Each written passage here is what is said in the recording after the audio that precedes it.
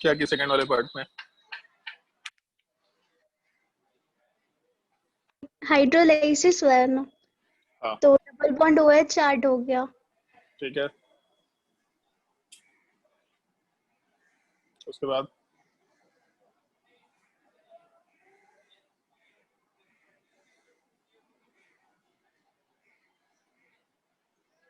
इसके बाद क्या होगा? B option.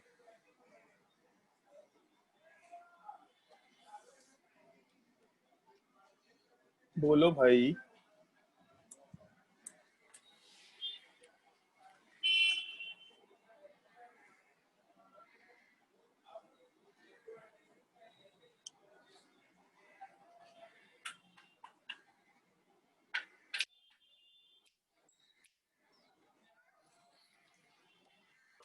बताओ भी जल्दी, इसके आगे क्या होगा? इसके आगे बोली नहीं रही।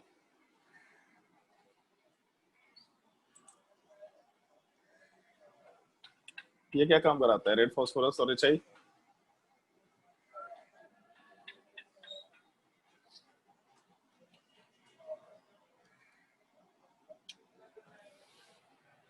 अल्केन में कन्वर्ट करता है। अल्केन में कन्वर्ट कर देता है। तो अल्केन वाले पार्ट में बस यहाँ से पूरा ग्रुप हटेगा, वहां पे हाइड्रोजन ऐड हो जाएगा। तो 1 2 3 4 5 6 टोटल मिला करके अल्केन में हम लोगों को हेक्सेन का फॉर्मेशन मिल जाएगा। कोई भी ग्रुप दे रखा है सीधा अल्केन में कन्वर्ट कर दो, रेड फास्फोरस प्लस एचआई वाले पार्ट में। और कोई डाउट किसी को बुकलेट में या डीपीपी में?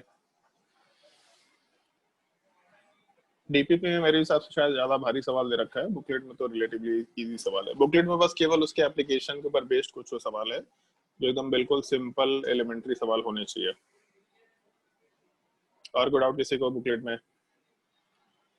और इसके अलावा अगर बुकलेट पढ़ा होगा, थ्योरी वाला बुकलेट पढ़ा है, उसमें अगर किसी को डाउट है तो पूछ सकता है। केवल रिडक्शन पढ़ने बोला था तुम लोग को, ऑक्सीडेशन के लिए नहीं बोला था। रिडक्शन वाले थ्योरेटिकल पार्ट में अगर किसी को डाउट है तो पूछ सकता है।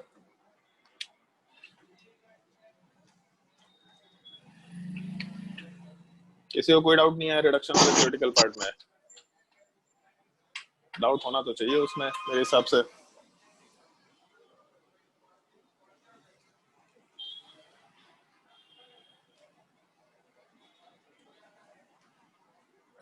अगर डाउट नहीं है तो हमको तो लगता है कि पढ़ा ही नहीं है मेरे हिसाब से। अगर पढ़ा होगा तो उसमें डाउट तो होना चाहिए, क्योंकि उसका मैकेनिज्म इतना भी आसान नहीं है। थोड़ा बहुत तो डाउट रह जाता है उसमें।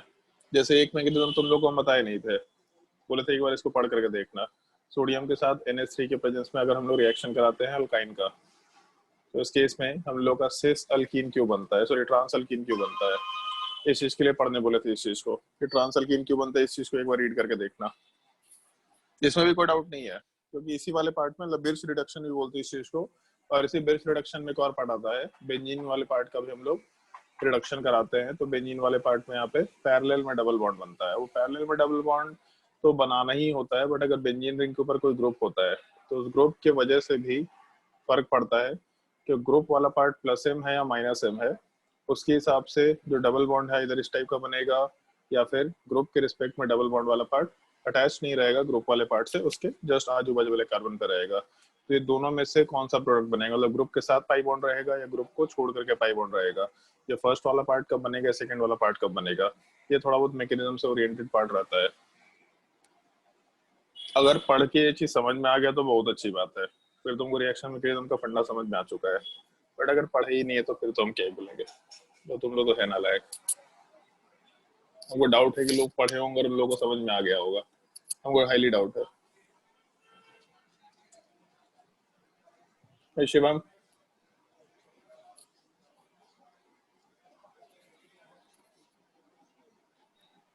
Yes sir. पढ़ा है? सर वो वाला तो समझ गए थे, ट्रांस क्यों होता है, हाँ, लेकिन ये बेंजीन वाला मैं नहीं समझे थे सर। तो फिर सर डाउट क्या उसका नहीं तो दे पूछा? ही नहीं रखा है ना, वो तो बस दे रखा है कि -m ग्रुप रहता है तो अपने पे रहता है, और फिर वो वाले तो पे और कुछ डाउट का ही नहीं पूछे सर। दे तो नहीं रखा है लेकिन रिलेट कर सकते हैं ना। डाउट क्या नहीं पूछे ये बताओ। हम मना थोड़ा ना किए डाउट पूछने से। क्या चाहते हैं जिंदगी में सारा कुछ हम ही सिखा दे? तुम लोगों को तो हम इसमें बता भी रहे, लास्ट ईयर तो हम बताए भी नहीं थे ये चीज, लास्ट ईयर खुद से पढ़ना था।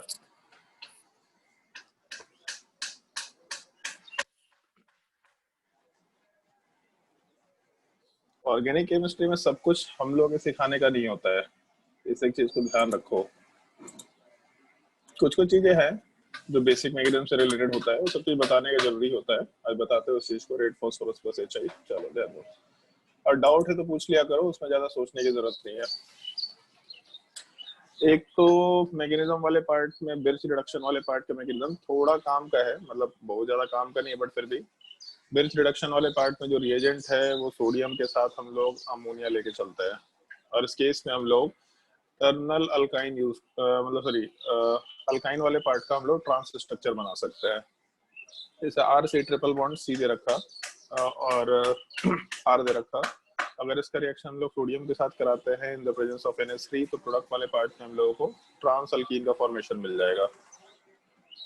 सिंगल पार्ट है जहाँ पे ट्रांस अल्कीन मिलता है, अदरवाइज नॉर्मली हाइड्रोजनेशन के टाइम पे हमेशा सिस अल्कीन का ही फॉर्मेशन मिलता है। ट्रांस मिलने के पीछे बड़ा एक सिंपल सा रीजन है, ये चीज हम बस एक्सप्लेन कर रहे हैं, इन सब चीजों को समझना नहीं है, क्योंकि रिडक्शन ऑक्सीडेशन का मैकेनिज्म काम का नहीं होता है। अगर किसी को लगता है मैकेनिज्म बहुत रट लेंगे तो मैकेनिज्म के ऊपर ज्यादा थ्रस्ट मत डालना।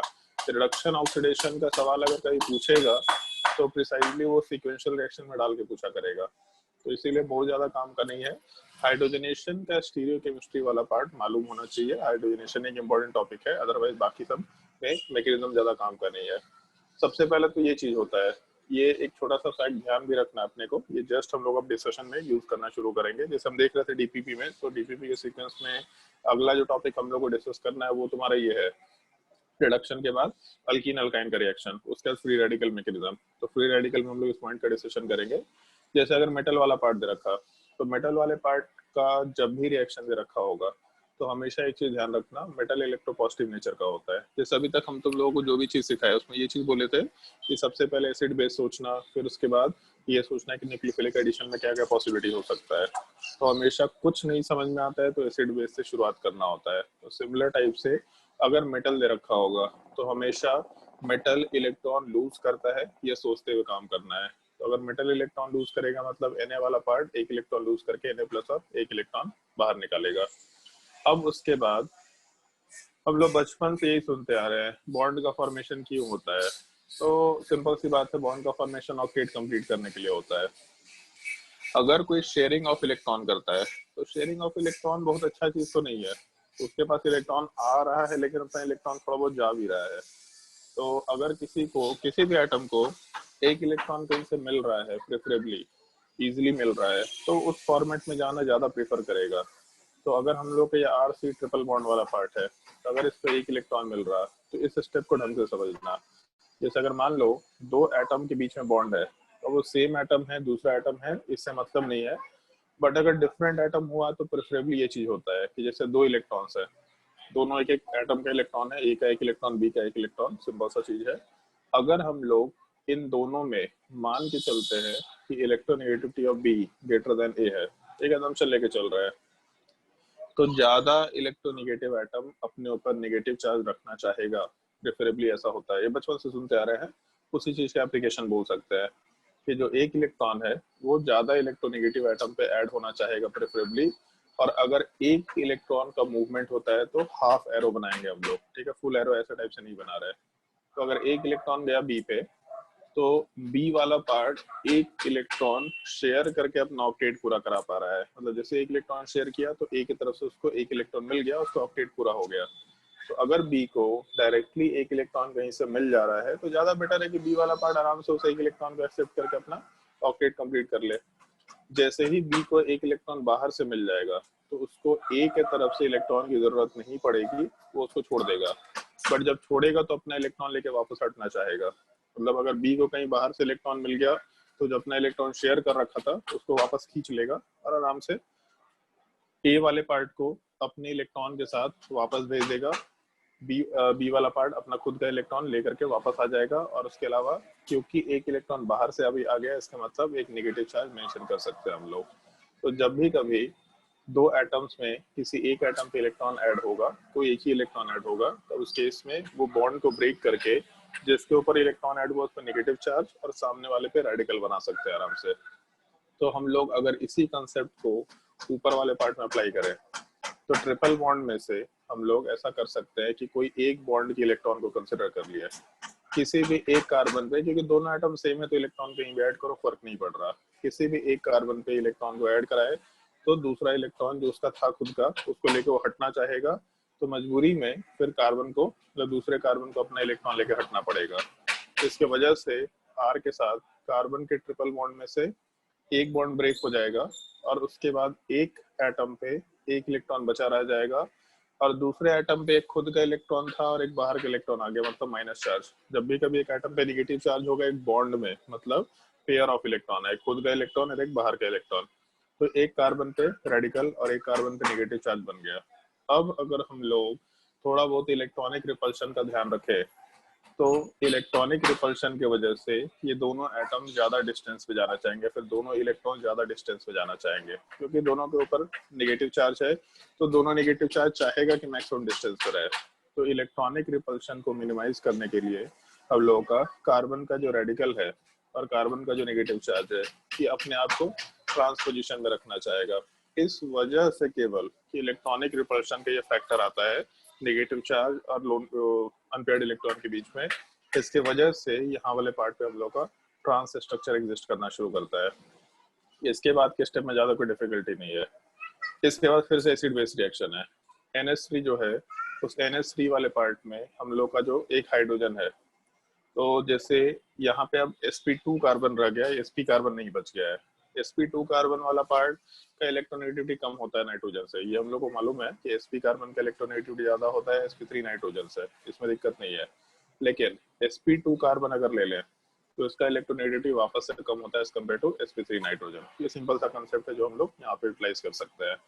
तो अगर हम लोग का sp2 कार्बन यहाँ दे रखा, इसका इलेक्ट्रोनेगेटिविटी वाला पार्ट कम है तो sp2 कार्बन के ऊपर नेगेटिव चार्ज लेस स्टेबल होगा, तो आराम से ये पार्ट NH3 के H+ को हटाना चाहेगा एसिड बेस रिएक्शन करके। और जैसे ही एसिड बेस रिएक्शन होगा तो उसके इस R के साथ C डबल बॉन्ड C या H के एडिशन, कार्बन चेन जैसे था वैसे ही रह गया, अनपेयर्ड इलेक्ट्रॉन जैसे था वैसे ही रह गया और साथ ही साथ NH2 माइनस बना। ऑल्दो NH2 माइनस बनाओ या ना बनाओ उससे फर्क नहीं पड़ रहा, बट ये चीज ज्यादा स्टेबल है। कार्बन के ऊपर नेगेटिव चार्ज और नाइट्रोजन के ऊपर नेगेटिव चार्ज, नाइट्रोजन के ऊपर नेगेटिव चार्ज ज्यादा स्टेबल होगा क्योंकि कार्बन sp2 हाइब्रिडाइजेशन में है। अगर प्रोडक्ट ज्यादा स्टेबल है तो प्रोडक्ट बनना चाहेगा आराम से, तो इसका मतलब यहाँ से ये स्टेप आराम से एसिड बेस रिएक्शन कराने के लिए, मतलब NH3 का फंक्शन केवल ये है कि ये पार्ट आराम से हम लोग के H वाले पार्ट को यहाँ पे कंबाइन करा रहा है। फिर जैसे ये प्रोडक्ट बना, फिर से वापस से हम लोग के स्टेप में सोडियम का रोल आएगा।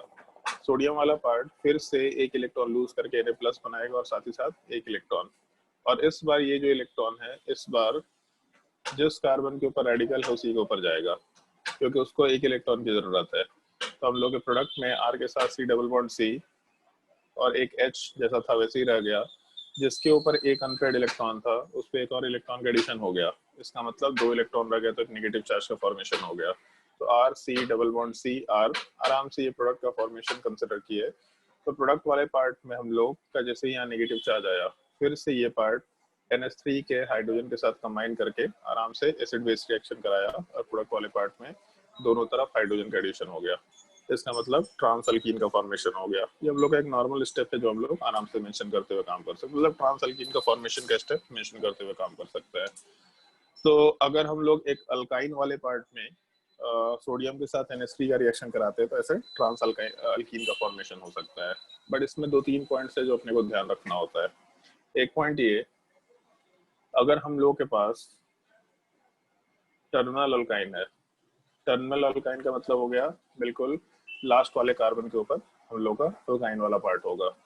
तो टर्मिनल अल्काइन वाला पार्ट ये रिएक्शन नहीं देगा। मतलब टर्मिनल अल्काइन का रिएक्शन अगर हम लोग Na के साथ कराते हैं और NH3 के साथ कराते हैं तो उसके इसमें हम लोग रिएक्शन वाले पार्ट में अगर हम लोग ये एक्सपेक्ट करते हैं कि हम लोग का ऐसा कुछ प्रोडक्ट का फॉर्मेशन हो जाए तो ये चीज का फॉर्मेशन नहीं होता है। क्यों नहीं होता है? क्योंकि टर्मिनल अल्काइन में एसिडिक हाइड्रोजन होता है और इस एसिडिक हाइड्रोजन की वजह से या एक्टिव हाइड्रोजन की वजह से हम लोगों का एसिड बेस रिएक्शन होगा रेदर देन जो हम लोग का बाकी रिएक्शन कंसिडर कर रहा है। तो इस केस में एसिडिक हाइड्रोजन अगर एग्जिस्ट कर रहा है तो हम लोगों का सोडियम वाला जो पार्ट है, वो सोडियम वाला पार्ट यहाँ पे इलेक्ट्रॉन जो एडिशन होना चाहिए, तो इलेक्ट्रॉन एडिशन वाले पार्ट में कार्बन के ऊपर इलेक्ट्रॉन एडिशन नहीं करेगा, रेदर अगर हम लोग एक्सटर्नल अल्काइन का रिएक्शन सोडियम के साथ कराएंगे तो ऐसा रिएक्शन हम लोग पहले देख चुके हैं। यहाँ वाले पार्ट में हम लोगों को इथाइनाइड आयन का फॉर्मेशन मिलेगा और साथ ही साथ H2 गैस लिबरेट होगा। सोडियम के साथ कभी भी एक्टिव हाइड्रोजन एसिडिक हाइड्रोजन होता है तो उस केस में एक्टिव हाइड्रोजन रिमूव होना चाहता है, तो हम लोग का रिएक्शन इस कार्बन पे ना होके इस कार्बन हाइड्रोजन बॉन्ड पे हो जाएगा, जो हम लोग के लिए सही चीज नहीं है। एडिशन हो रहा है कार्बन पे ही इलेक्ट्रॉन का एडिशन हो रहा है, लेकिन इस बार कार्बन हाइड्रोजन का बॉन्ड ब्रेक होकर के H2 गैस का फॉर्मेशन हो रहा है। और एक बार अगर RC triple bond C minus बन गया तो इस पे ना सोडियम का रिएक्शन हो पाना पॉसिबल है और ना ही NH3 का रिएक्शन हो पाना पॉसिबल है, तो इस कंपाउंड के ऊपर हम लोग का कोई रिएक्शन नहीं हो सकता। इस एक पॉइंट का ध्यान रखना है। बिर्च रिडक्शन के टाइम पे हम लोगों का इंटरनल अल्काइन मतलब ट्रिपल बॉन्ड अंदर होना चाहिए, इंटरनल अल्काइन के ऊपर रिएक्शन पॉसिबल हो सकता है और ट्रांस अल्कीन बनेगा, बट टर्मिनल अल्काइन के ऊपर कोई रिएक्शन नहीं होगा। यहाँ वाले पार्ट में हम लोग का रिएक्शन पॉसिबल नहीं है क्योंकि एसिड बेस रिएक्शन पॉसिबल हो जाता है। ये पॉइंट भी दे रखा है। और दूसरा जो पॉइंट ध्यान रखना है, इन जनरल बेंजीन रिंग पे रिडक्शन नहीं होता है। मतलब बेंजीन रिंग का अगर हम लोग को रिडक्शन कराना है तो हाइड्रोजनेशन में बहुत ही हाई टेम्परेचर मतलब अप्रोक्सीमेटली 300-350 डिग्री सेल्सियस अप्लाई करना होता है। मतलब अगर कभी भी बेंजीन रिंग दे रखा होगा तो उसका रिडक्शन नॉर्मली अवॉइड किया जाता है। जैसे अगर मान लो ऐसा दे रखा कि एक बेंजीन रिंग है और उसके अलावा कार्बन डबल बॉन्ड कार्बन है और इसका रिएक्शन हम लोग H2 के साथ कराएं इन द प्रेजेंस ऑफ कैटलिस्ट, तो इस तरह के केस में हम लोग केवल ऊपर वाले स्ट्रक्चर का रिडक्शन कराएंगे, बेंजीन का रिडक्शन नहीं कराएंगे। जैसे ओजोनलिसिस में बताया था तुम लोगों को कि अगर केवल बेंजीन रिंग दिया तो ओजोनलिसिस में बेंजीन रिंग को ब्रेक करो, बट अगर बेंजीन के अलावा पूरे कंपाउंड में कोई भी जगह पे अल्कीन अल्काइन दिया तो केवल अल्कीन अल्काइन का हम लोगों को ओजोनलिसिस कराना होता है। तो बेंजीन का एरोमेटिक नेचर होने की वजह से स्टेबिलिटी इतना हाई होता है कि उसके हाईयर स्टेबिलिटी की वजह से हम लोग बेंजीन का रिडक्शन नहीं कराते हैं, केवल बाहर के पाई बॉन्ड वाले पार्ट का रिडक्शन कैरी आउट कराएंगे। इस एक चीज का ध्यान रखना होता है। लेकिन अगर हम लोग बिर्च रिडक्शन कराए तो बिर्च रिडक्शन वाले पार्ट में जैसे यहाँ 3 पाई बॉन्ड दे रखा, अगर Na के साथ NH3 का रिएक्शन कराएंगे तो आराम से ये पार्ट बनता है। अब क्यों बनता है, कैसे बनता है, उसके पीछे लॉजिक ये है। सेम रिएक्शन मैकेनिज्म, सोडियम वाला पार्ट एक इलेक्ट्रॉन लूज करके आराम से Na+ बनाएगा, ये Na+ काम का नहीं है। लेकिन हम लोगों का जो बेंजीन रिंग है, तो उस बेंजीन रिंग के तीनों में से किसी भी एक पाई बॉन्ड को कंसिडर कर लो, जिसको कंसिडर करना है कर लो। मान लो ऐसा मान के चलते हैं कि ये वाला पाई बॉन्ड, इसको हम दूसरे कर्व से मार्क कर देते हैं। ये जो पाई बॉन्ड है, इस वाले पाई बॉन्ड पे इस इलेक्ट्रॉन का एडिशन कराए हम, तो पाई बॉन्ड पे इलेक्ट्रॉन का एडिशन कराने का मतलब है कि जिन दोनों कार्बन के बीच में पाई बॉन्ड है उसमें से किसी एक कार्बन पे इलेक्ट्रॉन का एडिशन कराओ। तो किसी एक कार्बन पे अगर इलेक्ट्रॉन का एडिशन कराए तो पाई बॉन्ड में जो दोनों इलेक्ट्रॉन्स है उसमें से कार्बन का अपना इलेक्ट्रॉन लेके कार्बन हटना चाहेगा, तो मजबूरी में दूसरे कार्बन को भी अपना इलेक्ट्रॉन लेके हटना पड़ेगा। तो हम लोग का पाई बॉन्ड ब्रेक हुआ, तो पाई बॉन्ड ब्रेक होते ही हम लोग का ये स्ट्रक्चर कुछ निकल के आएगा। एक पाई बॉन्ड जैसा था वैसे ही रह गया, दूसरा पाई बॉन्ड जैसा था वैसे ही रह गया, और जिसके ऊपर नेगेटिव चार्ज वाला पार्ट ऐड हुआ है या फिर एक इलेक्ट्रॉन ऐड हुआ है वहाँ माइनस चार्ज बनेगा, क्योंकि उस पे एक इलेक्ट्रॉन बाहर से आ गया और एक खुद का इलेक्ट्रॉन तो था ही, और दूसरे के ऊपर एक रेडिकल बनेगा। अब यहाँ पे सबसे बड़ा पॉइंट ये आता है कि जैसे नेगेटिव चार्ज और रेडिकल इलेक्ट्रॉन पेयर है, तो अगर इलेक्ट्रॉन पेयर है तो रिपल्शन का फैक्टर रहेगा। इस रिपल्शन को दूर करने के लिए ये दोनों पार्ट रेजोनेंस में जाना चाहेंगे। अब रेजोनेंस में तुम रेडिकल को रेजोनेंस में लेके जाओ या नेगेटिव चार्ज को रेजोनेंस में लेके जाओ, उससे ज्यादा फर्क नहीं पड़ रहा, लेकिन इन दोनों को आपस में दूर करना है। मतलब नेगेटिव चार्ज और रेडिकल को रिपल्शन की वजह से हम लोग को दूर करना है। तो अगर दूर करना है तो simply resonance effect carry out कर लो। अगर हम लोग रेजोनेंस कैरी आउट करेंगे और मान के चलते नेगेटिव चार्ज को हम भेज दिए, तो नेगेटिव चार्ज को जब रेजोनेंस में दूसरी साइड भेजेंगे तो आराम से हम लोग के स्ट्रक्चर में रेडिकल जहाँ था वही रह जाएगा, नीचे का पाई बॉन्ड तो जैसा था वैसे ही रह जाएगा। जब नेगेटिव चार्ज इधर रेजोनेंस में जाएगा तो यहाँ पे नेगेटिव चार्ज आएगा, इसका मतलब पाई बॉन्ड ऊपर जाएगा और यहाँ नेगेटिव चार्ज का फॉर्मेशन। तो दोनों पाई बॉन्ड्स पैरेलल में हो गए। अब वो पैरेलल में ऊपर नीचे हो दाएं बाएं हो से मतलब नहीं, बट दोनों पाई बॉन्ड पैरेलल में होना चाहिए। फिर इसके बाद NH3 वाले पार्ट में से जो हम लोग का NH2 है उसको छोड़ दो, H के साथ इसका रिएक्शन कराए, आराम से यहाँ पे H+ का एडिशन हो गया। मतलब अपने प्रोडक्ट वाले पार्ट में यहाँ पाई बॉन्ड, नीचे पाई बॉन्ड, यहाँ एक अनपेड इलेक्ट्रॉन और यहाँ पे H का एडिशन, पहला चीज। फिर वापस से सोडियम वाले पार्ट का रिएक्शन कराए हम लोग, तो यहाँ से Na+ निकला और साथ ही साथ एक इलेक्ट्रॉन निकला। एक इलेक्ट्रॉन वाला पार्ट इस कार्बन पे ऐड किए और जैसे उस कार्बन पे एक इलेक्ट्रॉन का एडिशन कराए तो हम लोगों का पैरेलल में पाई बॉन्ड था, यहाँ नेगेटिव चार्ज का फॉर्मेशन हो गया। फिर से NH3 के हाइड्रोजन को इस पे ऐड करा के आराम से यहाँ पे पाई बॉन्ड का फॉर्मेशन करा सकते हैं। ये हम लोग का मैकेनिज्म अगर बेंजीन रिंग का बिर्च रिडक्शन में रिडक्शन कराते हैं तब के लिए है। अब फिर से हम इसके आगे का पार्ट नहीं बता रहे, तुमको फिर से बुकलेट एक बार देखना है और इस पर फिर खुद से लॉजिक लगा के ये देखना है कि अगर हम लोगों का एक बेंजीन रिंग दे रखा और उसमें कोई भी ग्रुप दे रखा है जो कि इलेक्ट्रॉन डोनेटिंग है, +M हो गया या फिर हाइपर कंजुगेशन हो गया, फिर +I हो गया, तब इस केस में सोडियम और NH3 के प्रेजेंस में हम लोग का प्रोडक्ट जो बनता है वो क्या बनता है, दोनों चीज। एक तो प्रोडक्ट क्या बनता है, मतलब प्रोडक्ट में हम लोग का पाई बॉन्ड यहाँ पे रहेगा, इस ग्रुप के साथ रहेगा पाई बॉन्ड, या फिर हम लोग का पाई बॉन्ड वाला पार्ट ग्रुप के अपोजिट डायरेक्शन में, मतलब उसके जस्ट बगल वाले कार्बन पर रहेगा। तो पहले तो तुमको ये देखना है बुकलेट में कि अगर हम लोगों का कोई ग्रुप रहा +M hyper conjugation, basically electron donating group की बात कर रहे हैं, इलेक्ट्रॉन डोनेटिंग ग्रुप, अगर ऐसा ग्रुप रहा तो क्या बनेगा, पहला चीज ये। दूसरा, अगर बेंजीन के ऊपर कोई ग्रुप है और यहाँ पे इस बार इलेक्ट्रॉन विड्रॉइंग ग्रुप है -M या फिर -I, तब इस केस में क्या बनेगा, पहला चीज ये क्या बनेगा।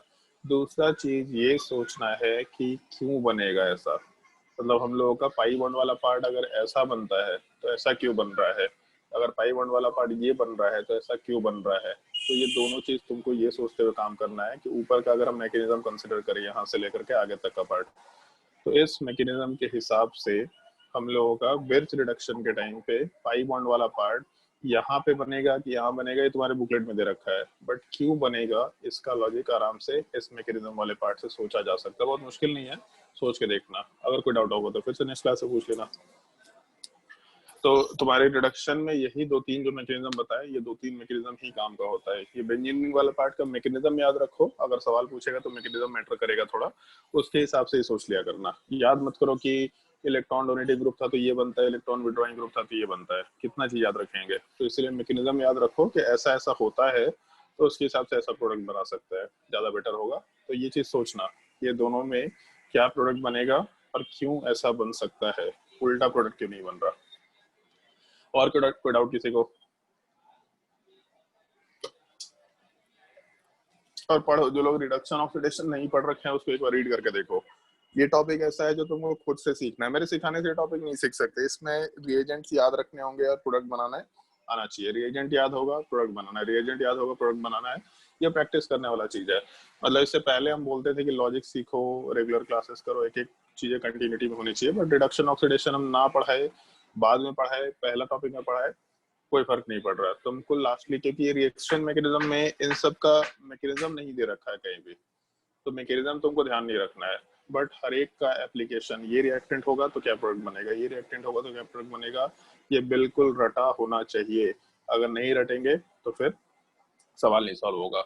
और जब इस चीज को रट लेंगे तो हम एक और तुम लोग को लिस्ट बना के देंगे जिसमें एक टेबल टाइप का है, पता नहीं शायद टेबल हम दिए हैं कि नहीं दिए हैं, हमको आइडिया नहीं है, बट फिर भी अगर हम देख लेंगे, अगर तुम्हारे उसमें रीडिंग असाइनमेंट में अगर टेबल नहीं होगा तो एक टेबल बना के दे देंगे कि ये सब अगर रिएजेंट्स है तो कौन कौन से कंपाउंड का रिडक्शन होगा, कौन कौन से कंपाउंड में रिडक्शन अगर होता है तो क्या प्रोडक्ट बनेगा, उसका एक टेबल बना के दे देंगे। तो थोड़ा बहुत याद रखना और आसान हो जाएगा, लेकिन लास्ट में तुमको रिएजेंट्स याद रख के क्वेश्चन सॉल्व करने पड़ेंगे। इस एक टॉपिक का थोड़ा ध्यान रखना, ठीक है।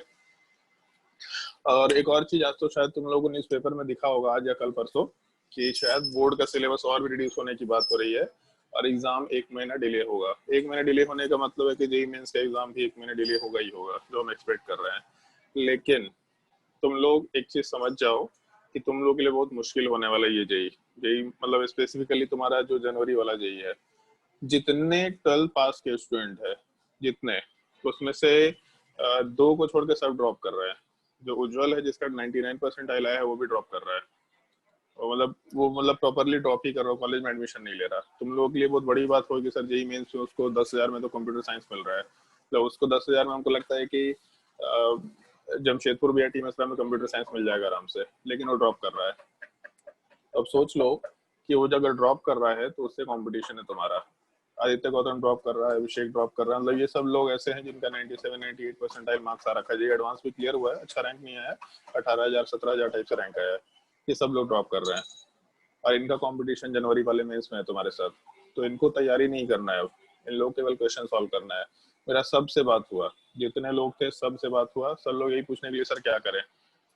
तो हम सबसे एक ही चीज पूछे कि क्या कमी लगता है तुमको। सब लोग केवल एक ही चीज बोला कि सर क्वेश्चन प्रैक्टिस नहीं की इस टाइप का। मतलब इस टाइप का मतलब जैसा जे एडवांस में क्वेश्चन होता है, बड़ा बड़ा क्वेश्चन जो तुम्हारे डीपीपी में हम लोग क्वेश्चन डाल रहे हैं, सब लोग एक ही, सब लोग उज्जवल, उल्लास, अभिषेक, आदित्य गौतम, आदित्य राज, सब लोग सेम चीज बोला कि सर इस टाइप के क्वेश्चन प्रैक्टिस नहीं किया है।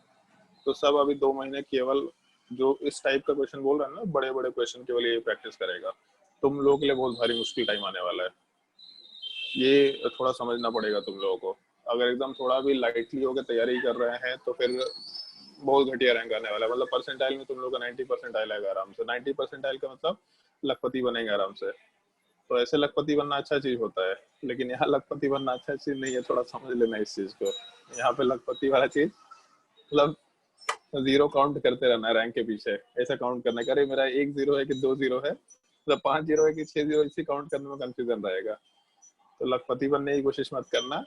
इन जनरल पहला जेई मेंस मतलब जनवरी वाला जेई मेंस अच्छा होगा, इन जनरल अच्छा होता है, तो उसमें लोग अच्छा परसेंटाइल लेके आ सकते हैं। लेकिन इस बार क्योंकि लोग कॉलेज में एडमिशन ले करके भी ड्रॉप कर रहे हैं, तुम लोग के लिए बहुत भारी होने वाला है। तो इसलिए तैयारी कर लो, 2 ढाई महीने हैं तुम्हारे पास। तुम लोग को ज्यादा रिगोरसली तैयारी करना पड़ेगा क्योंकि तुमको 12th भी पढ़ना है, तुमको रिवीजन भी करना है। जबकि जो 12th पास वाले स्टूडेंट्स हैं उनको केवल रिवीजन करना है, उनको पढ़ना नहीं है। सब लोग ये सेम फीडबैक, ये सब लोग सेम कि सर कंटेंट में तो सर कोई भी ऐसा क्वेश्चन नहीं दिखा, मतलब एक सिंगल क्वेश्चन ऐसा नहीं दिखा जो हम लोग को नहीं मालूम था कि ऐसा कुछ होता है, ये चीज होता है ऐसा सुन रखे हैं कि ये होता है। ऐसा कोई भी चीज नहीं मिला जो पता ही नहीं था कि पता नहीं क्या होता है। लेकिन उस तरह के क्वेश्चन कभी प्रैक्टिस नहीं किया तो क्वेश्चंस नहीं बन रहा था, पता नहीं चला था इसमें क्या करें। और भारी भारी लंबा लंबा क्वेश्चन हो रहा था तो बीच बीच के स्टेप में उलझ के रह जा रहे थे हम लोग। तो भारी भारी क्वेश्चन प्रैक्टिस करना शुरू करो, और नहीं करेंगे तो जनवरी के में ऐसा नहीं होने वाला कुछ भी अच्छा। और बहुत ज्यादा स्कोर नहीं चाहिए, अगर किसी को लगता है ना कि एकदम बिल्कुल 200 नंबर, तो ऐसा 200 नंबर वाला स्कोर नहीं चाहिए। इस एक चीज का थोड़ा ध्यान रखना।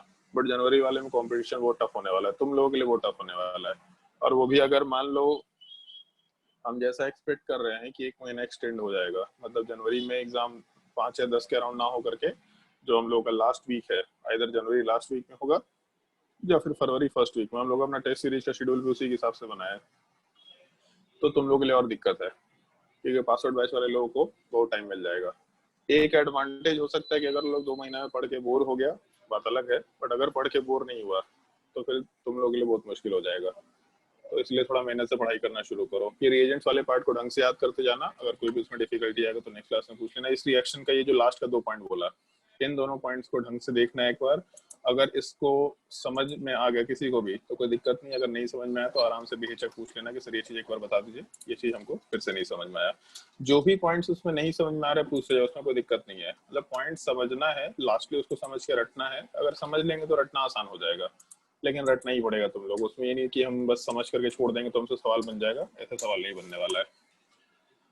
चलो अपनी कॉपी में हेडिंग डालो। इसके बाद रिडक्शन ऑक्सीडेशन के बाद सर हम लोग, हाँ बोलो। सर वो एटॉमिक स्ट्रक्चर वाला में कुछ कुछ क्वेश्चन नहीं बन रहा था, वो डाउट में डाल सकते हैं? हाँ बिल्कुल डाल सकते हैं, क्यों नहीं डाल सकते हैं। असाइनमेंट दिया है इसीलिए। वैसे एटॉमिक स्ट्रक्चर में बहुत बड़ा बड़ा क्वेश्चन है, तुम्हें काम करना उसका डाउट क्लास अलग से ले लेना, ठीक है। लोग बहुत बड़े बड़े क्वेश्चन जो लोग बनाएंगे नहीं, उनको कुछ नहीं समझ में आने वाला है, तो उसका डाउट क्लास अगर तुमको लेना होगा तो तुम अलग से हमसे डाउट क्लास का टाइम ले लेना, ठीक है। यस।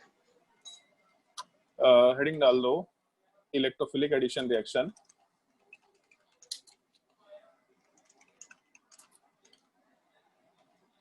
इलेक्ट्रोफिलिक एडिशन रिएक्शन, और चाहे तो लिख सकते हैं यहाँ पे reaction of alkene and alkyne. Mostly alkene का ही रिएक्शन है, लेकिन हम लोग अल्काइंस के यहाँ पे डिस्कस कर सकते हैं। Reactions of alkenes and alkynes.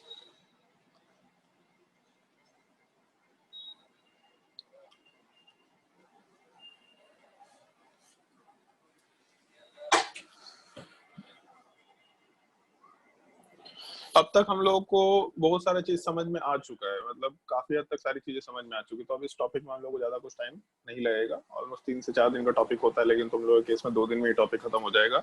Reagents change होते चले जाएंगे और रिएक्शंस वाले पार्ट में हम लोग कुछ कुछ पॉइंट्स का ध्यान रखना है। स्टीरियोकेमिस्ट्री सीख चुके हैं हम लोग, रिएक्शन मैकेनिज्म का बेसिक पार्ट मालूम है अपने को, हम लोग को कार्बोकैटायन रीअरेंजमेंट मालूम है, तो इस सब चीजों में हम लोग को कोई दिक्कत नहीं आने वाला है। एक चीज ऐसा सोच के देखो कि हम लोग इलेक्ट्रोफिलिक एडिशन रिएक्शन करा रहे हैं, तो हम लोग बेसिकली हमेशा केवल इलेक्ट्रोफाइल का एडिशन करा रहे हैं। जैसे इससे पहले भी हम लोग रिएक्शन में कहीं पे न्यूक्लियोफिलिक एडिशन रिएक्शन कराए थे, केवल न्यूक्लियोफाइल का एडिशन करा के हम लोग प्रोडक्ट का फॉर्मेशन करा रहे थे। तो यहाँ पे अगर हम लोग इलेक्ट्रोफिलिक एडिशन की बात कर रहे हैं, इसका मतलब बेसिकली हम लोग एक न्यूक्लियोफाइल के ऊपर कोई भी इलेक्ट्रोफाइल का एडिशन कराना चाह रहे हैं। इस टाइप का प्रोसेस मतलब इलेक्ट्रोफिलिक एडिशन रिएक्शन हम लोग अल्कीन के केस में कराते हैं, अल्काइन के केस में कराते हैं। बेसिकली ऐसा सोच लो कि एलिमिनेशन का उल्टा प्रोसेस है। एलिमिनेशन वाले पार्ट में हम लोग के कार्बन के ऊपर 2 लिविंग ग्रुप्स होता है, उसमें से एक लिविंग ग्रुप हटाओ, दूसरा लिविंग ग्रुप हटाओ। अब दोनों को एक साथ हटाओ या एक एक करके हटाओ, उससे मतलब नहीं है, बट 2 लिविंग ग्रुप हटा और एक डबल बॉन्ड बना। तो जब हम लोग इसी कार्बन पे 2 ग्रुप्स का एडिशन करा देंगे, तो 2 ग्रुप्स के एडिशन होने पे हम लोगों को एक अल्केन का फॉर्मेशन आराम से मिल जाएगा। ये हम लोग का नॉर्मल एडिशन प्रोसेस है। जैसे हाइड्रोजनेशन प्रोसेस भी एडिशन रिएक्शन है, लेकिन हाइड्रोजनेशन में हम लोग कार्बोकैटायन के थ्रू काम नहीं करते, तो वहाँ पे इलेक्ट्रोफिलिक एडिशन रिएक्शन बोलना सही चीज नहीं होता है। वहाँ जो रिएक्शन होता है वो फ्री रेडिकल मैकेनिज्म के थ्रू फॉलो होता है, हम लोग उसको इलेक्ट्रोफिलिक एडिशन नहीं बोलते। तो यहाँ पे हम लोग बेसिकली एक अल्कीन वाले पार्ट का रिएक्शन करा रहे हैं। अगर अल्कीन वाले पार्ट का हम लोग रिएक्शन 2 ग्रुप्स के साथ कराए, जैसे इन जनरल ऐसा होता है कि एक इलेक्ट्रोफाइल ग्रुप होता है और एक न्यूक्लियोफाइल ग्रुप होता है। ऐसा नहीं होता है कि हम लोग के कंपाउंड के अंदर दोनों इलेक्ट्रोफाइल ऐड होता है। जैसे यहाँ पे जो पाई बॉन्ड है, उस पाई बॉन्ड में एक इलेक्ट्रोफाइल का एडिशन और एक न्यूक्लियोफाइल का एडिशन होता है, क्योंकि तुम लोगों को थोड़ा बहुत ये चीज याद है, जैसे कार्बन के ऊपर एक हाइड्रोजन है और एक लिविंग ग्रुप है, मान लो हेलोजन। तो हम लोग जब रिएक्शन कराते थे डीहाइड्रोहेलोजिनेशन में, तो बेस वाला पार्ट H+ के साथ कंबाइन करता था। H+ के साथ कंबाइन कर रहा है मतलब यहाँ पे एक पॉजिटिव चार्ज वाला पार्ट, एक इलेक्ट्रोफिलिक पार्ट हट रहा है। फिर ये जब बगल में शिफ्ट होता था तो यहाँ से नेगेटिव चार्ज मतलब एक न्यूक्लियोफाइल रिमूव हो रहा था। तो एलिमिनेशन के टाइम पे भी हम लोगों का दोनों इलेक्ट्रोफिलिक पार्ट या दोनों न्यूक्लियोफिलिक पार्ट नहीं निकलता है। एक हम लोगों का इलेक्ट्रोफिलिक पार्ट निकल रहा था, मतलब पॉजिटिवली चार्ज पार्ट निकल रहा था, और दूसरा नेगेटिवली चार्ज पार्ट निकल रहा था। तो जब हम लोग उल्टा प्रोसेस भी कराएंगे, तो उस उल्टे प्रोसेस वाले पार्ट में भी हम लोग ये चीज ध्यान रखते हुए काम करते हैं कि हम लोगों का एक इलेक्ट्रोफिलिक पार्ट और एक न्यूक्लियोफिलिक पार्ट आराम से एडिशन में जाएगा, और प्रोडक्ट वाले पार्ट में किसी एक पे हम लोग इलेक्ट्रोफाइल का एडिशन करेंगे, किसी एक पे हम लोग न्यूक्लियोफाइल का एडिशन करके अल्केन का फॉर्मेशन कराते हैं। हम तुमको इस तरीके से मैकेनिज्म नहीं बताएंगे, हम तुमको इस तरीके से मैकेनिज्म बताना प्रीफर करेंगे रेदर। जैसे कार्बन डबल बॉन्ड कार्बन है, इसका रिएक्शन इलेक्ट्रोफाइल के साथ कराओ, सिंपली बस इलेक्ट्रोफाइल के साथ कराओ। तो एक चीज थोड़ा ध्यान रखना, पाई बॉन्ड हमेशा न्यूक्लियोफाइल के जैसा बिहेव करता है। ये छोटा सा पॉइंट है जिसको ध्यान रखना। पाई बॉन्ड हमेशा न्यूक्लियोफाइल के जैसा बिहेव करता है, केवल एक सिनेरियो को छोड़ के। अगर इस पाई बॉन्ड में कोई भी ऐसा ग्रुप लग गया जो -M हो, तो -M होने की वजह से ये पाई बॉन्ड रेजोनेंस में जाएगा, और रेजोनेंस में जाने की वजह से हम लोगों का ऐसा कुछ ग्रुप के ऊपर माइनस चार्ज और कार्बन के ऊपर प्लस चार्ज। अगर इस तरह का सिनेरियो छोड़ दे जहाँ पे पाई बॉन्ड रेजोनेंस में जा सकता है, तो कार्बन के ऊपर पॉजिटिव आएगा और ये पार्ट इलेक्ट्रोफाइल के जैसा बिहेव करना शुरू कर जाएगा। इस एक सिनेरियो को छोड़ दे तो अल्कीन हमेशा एक न्यूक्लियोफाइल के जैसा बिहेव करेगा। तो हमेशा अल्कीन के ऊपर एक हम लोग इलेक्ट्रोफाइल का एडिशन करा सकते हैं, सबसे पहला चीज।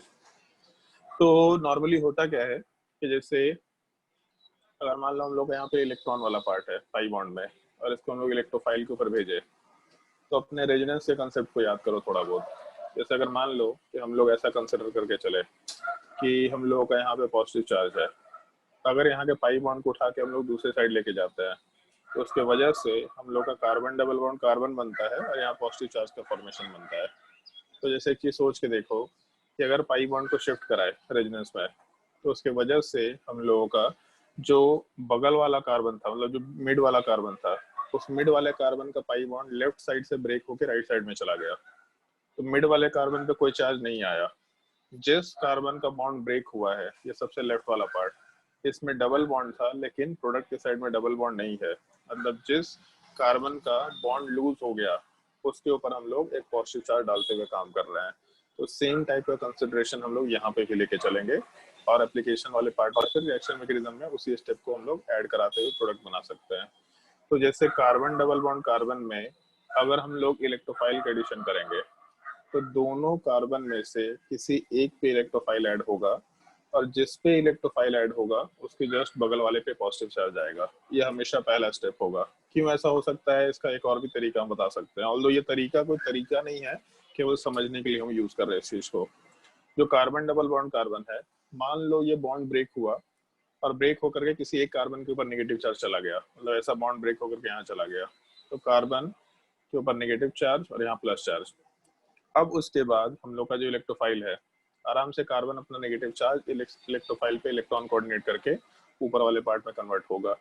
जो इलेक्ट्रोफाइल था जिसके ऊपर पॉजिटिव चार्ज भी था, वो पॉजिटिव चार्ज भी न्यूट्रलाइज हो रहा है क्योंकि एक नेगेटिव चार्ज यहाँ पे ऐड हो रहा है हम लोगों का। तो हम लोग के पाई बॉन्ड को ब्रेक करके, ऐसा अजम्पशन लेते हुए कि पाई बॉन्ड को ब्रेक किया और ब्रेक करने के बाद जो नेगेटिव चार्ज है उसको न्यूक्लियोफाइल बनाते हुए इलेक्ट्रोफाइल पे आराम से ऐड करते हुए ये ऊपर का प्रोडक्ट फॉर्मेशन करा रहा है। तो हम लोग जब भी कभी कार्बन वाले पार्ट में इलेक्ट्रोफाइल का एडिशन कराएंगे तो दोनों कार्बन जिसके बीच में डबल बॉन्ड है, उन दोनों में से किसी एक कार्बन में के ऊपर इलेक्ट्रोफाइल को ऐड करो और दूसरे कार्बन के ऊपर पॉजिटिव चार्ज को डालो। और ये कोई रूल नहीं, केवल एक ही कार्बन पे एडिशन होगा, दोनों कार्बन पे एडिशन हो सकता है। क्या फैक्टर होगा वो हम लोग देखने वाले आगे। तो हम लोग के स्टेप्स में सबसे पहले कार्बन डबल बॉन्ड कार्बन, इसके ऊपर हम लोग का इलेक्ट्रोफाइल का एडिशन होगा। किसी भी एक कार्बन के ऊपर हम लोग इलेक्ट्रोफाइल का एडिशन कराए, मान लो इस बार पहले वाले पे इलेक्ट्रोफाइल का एडिशन कराए तो पॉजिटिव चार्ज हम लोग के दूसरे वाले कार्बन पे गया। एक बार कार्बोकैटायन का फॉर्मेशन हो गया, मतलब पॉजिटिव चार्ज का फॉर्मेशन हो गया, तो इसके बाद अपना एक बेसिक रूल है इलेक्ट्रोफिल कार्बोकैटायन का रीअरेंजमेंट। अगर कार्बोकैटायन बन रहा है तो रीअरेंजमेंट बाय डिफॉल्ट ध्यान रखना है। मान के चल रहे हैं कि रीअरेंजमेंट नहीं हो सकता, तो अगर रीअरेंजमेंट नहीं हो सकता है तो इस पॉजिटिव चार्ज के ऊपर जो न्यूक्लियोफाइल वाला पार्ट है उसको ऐड करो और ऐड करने के बाद एक कार्बन पे इलेक्ट्रोफाइल का एडिशन हुआ है, दूसरे कार्बन पे न्यूक्लियोफाइल का एडिशन हुआ, ये हम लोग का प्रोडक्ट बनाया जा सकता है। और क्योंकि अल्केन बन गया तो हम लोग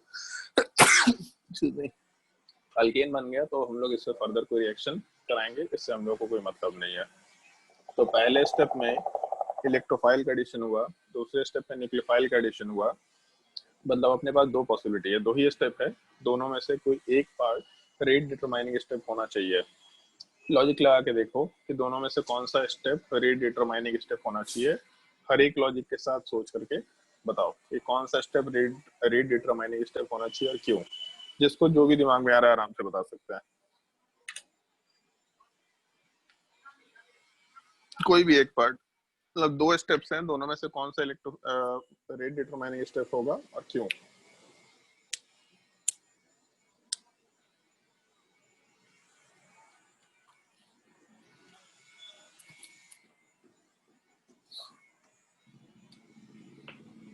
सर इलेक्ट्रोफाइल ऐड हो रहा है इसीलिए उसमें। इलेक्ट्रोफाइल जो ऐड हो रहा है वो रेट डिटरमाइनिंग स्टेप होना चाहिए, क्यों? मतलब वो पहला स्टेप बोल रहा है, पहला स्टेप रेट डिटरमाइनिंग स्टेप होना चाहिए, ऐसा क्यों? नाम ही इलेक्ट्रोफिलिक एडिशन। हाँ, ये एक लॉजिक हो सकता है। ये पहले भी बोले थे कि जो रिएक्शन का मैकेनिज्म का नाम दिया जाता है वो इन जनरल उसके रेट डिटरमाइनिंग स्टेप से एसोसिएट कर दिया जाता है। इन जनरल ऐसा कोई रूल नहीं है, बट इन जनरल। तो लेकिन ये कोई लॉजिक नहीं है, ये है कि एक घटिया टाइप का एक लॉजिक है, जुगाड़ टाइप का लॉजिक है, ऐसा जुगाड़ लगा दिया। सही लॉजिक बताओ।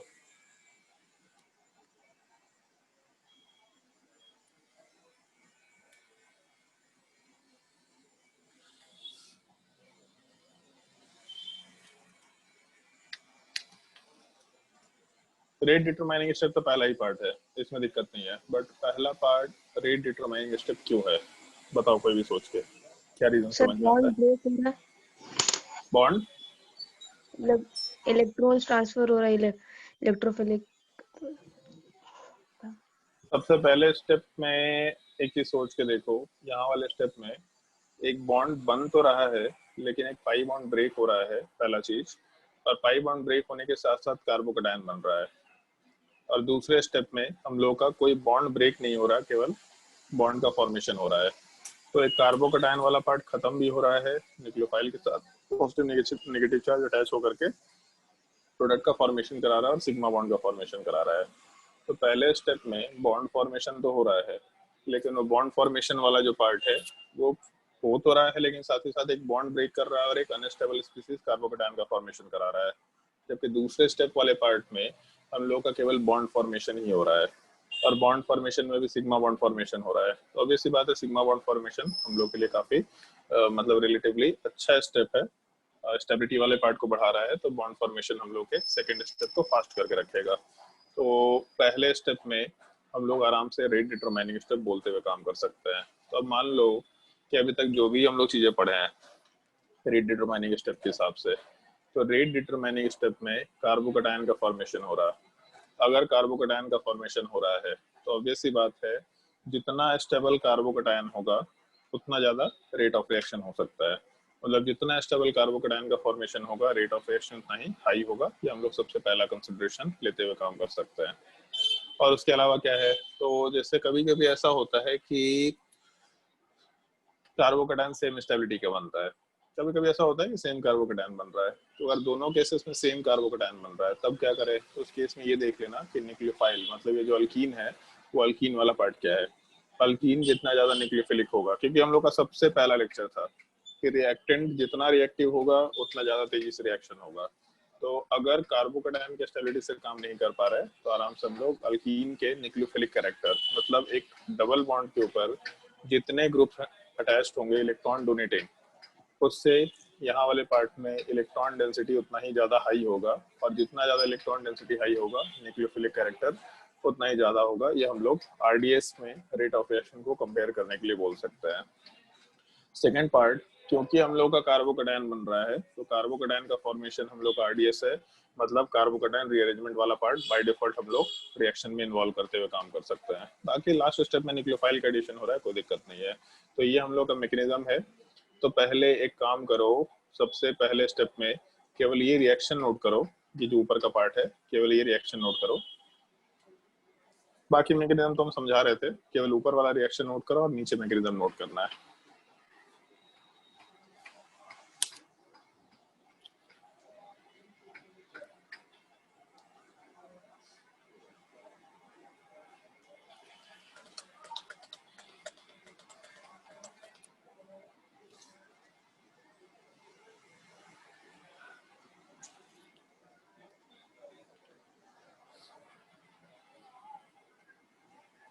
इसको नोट करने के बाद नीचे का मैकेनिज्म नोट कर लो।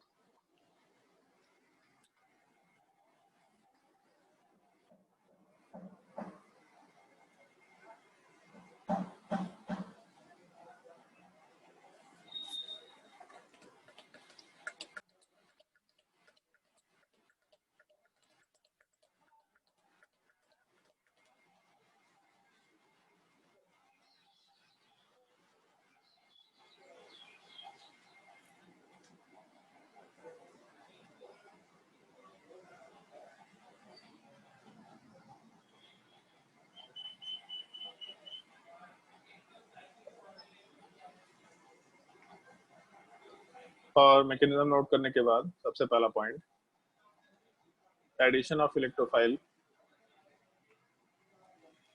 takes place in the RDS. Addition of electrophile takes place in the RDS, and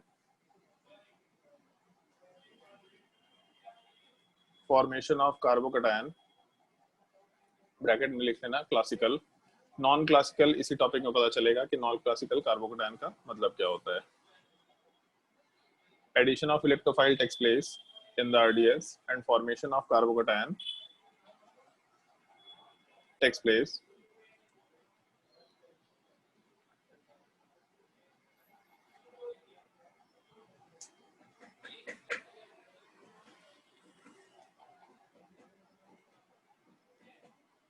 second point, since carbocation is formed Therefore,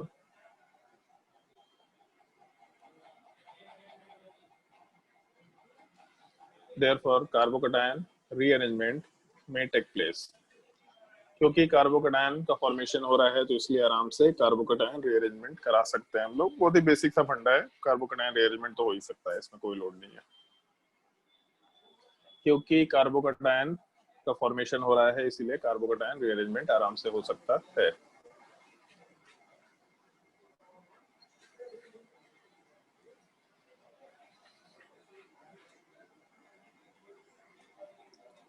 उसके नीचे पॉइंट नोट कर लेना जो तुम्हारे रेट ऑफ रिएक्शन वाले पार्ट से एसोसिएटेड होगा।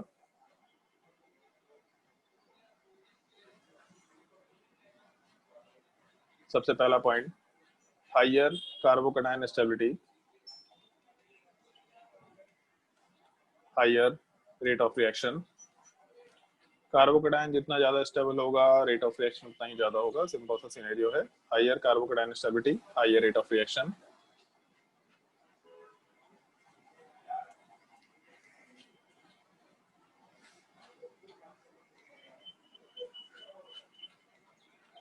Second point, higher electron density of alkene. Alkene या पाई बॉन्ड कर देते हैं, higher electron density of pi bond. इसका मतलब हो गया higher nucleophilic character of pi bond, और इसका मतलब हो गया higher rate of reaction. Electron density pi bond का जितना ज्यादा होगा उतना ज्यादा न्यूक्लियोफिलिक। न्यूक्लियोफाइल का मतलब जो इलेक्ट्रॉन डोनेट करने का टेंडेंसी है, तो जितना ज्यादा इलेक्ट्रॉन होगा उतना ज्यादा इलेक्ट्रॉन डोनेट करेगा। सिंपल सा कंसेप्ट है। तो उस केस में रेट ऑफ रिएक्शन वाला पार्ट ज्यादा होगा। लेकिन पहले पॉइंट को ध्यान रखते हुए फिर सेकंड पॉइंट पे जाना है। ऐसा नहीं केवल फर्स्ट पॉइंट और सेकंड पॉइंट का ध्यान रखना। पहले फर्स्ट पॉइंट देखेंगे और उससे अगर हम लोग डिसाइड नहीं कर पा रहे, कहीं कहीं पे कार्बोकैटायन सेम बन रहा है, तो सेकंड पॉइंट वाले पार्ट पे आराम से जा सकते हैं।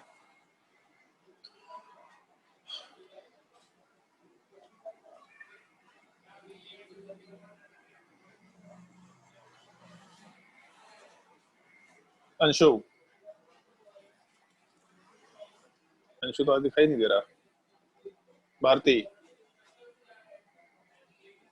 हाँ सर। ये बताओ क्या होगा ये स्टीरियोकेमिस्ट्री इस रिएक्शन में? क्या कमेंट कर सकते हैं जो अभी तक ज्ञान लिया है?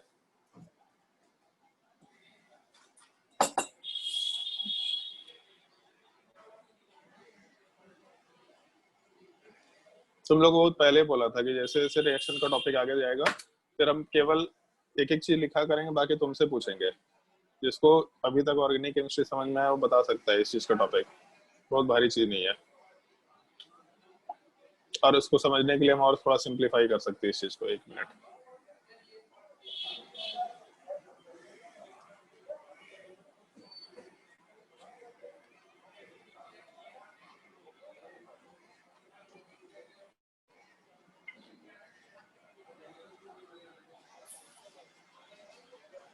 इसके बाद मोस्टली रिएक्शंस में तुम ही लोगों को नए नए स्टेप्स बताना है। कुछ कुछ हम एक नया स्टेप बताते जाएंगे। जैसा इसका मैकेनिज्म था वो एक नया स्टेप था, बट स्टीरियो केमिस्ट्री नया नहीं है कुछ भी। तो ये सब तुम लोगों को खुद ही करना है।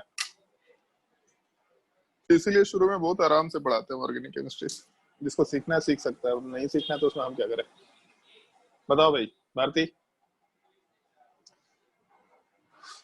आज नहीं बताएगी तो भारती से भारती भवन बना देंगे तुमको हम।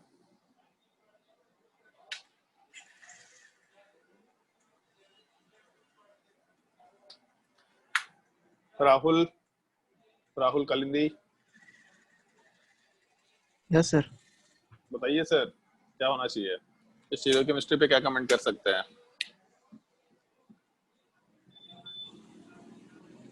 सब इतना देर में गूगल करने लग जाता होगा मजे से। विशाल, तो बड़ा दिन बाद दिखाई दिया। डेली थे सर। डेली थे, हमको दिखता नहीं था। यस सर, एक क्लास से गैप हुआ था।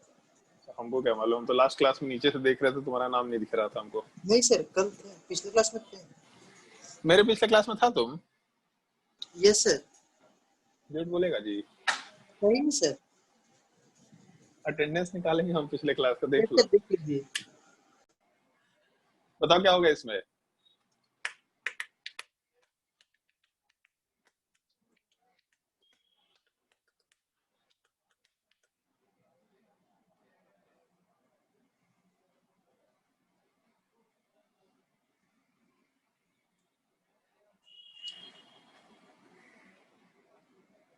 कृष्णा नहीं दिखाई दे रहा है। Nishant, yes sir. अरे यस सर मत क्या कर, आंसर बता।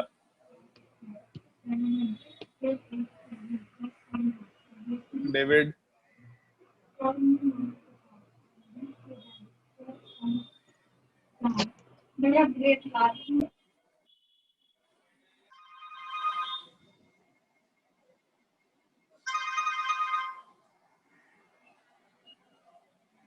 अन्वेषा,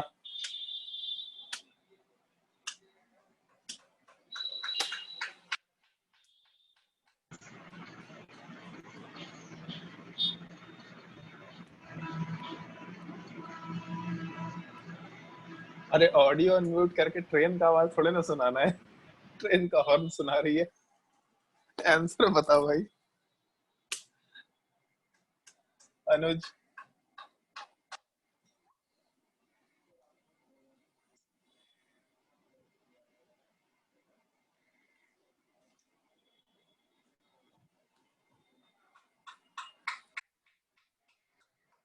सौम्या,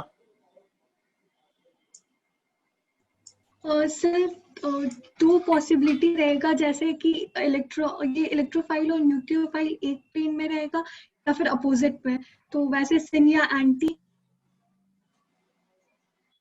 तो ज्यादा ही हाई फाई बता दिए, तो ऐसा नहीं चाहिए था हमको। स्टीरियो केमिस्ट्री में सिन और एंटी वर्ड नॉर्मली ठीक है, बोला जा सकता है।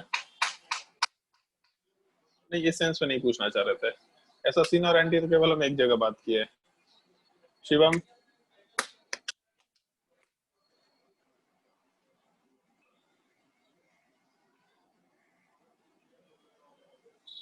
अर्णव,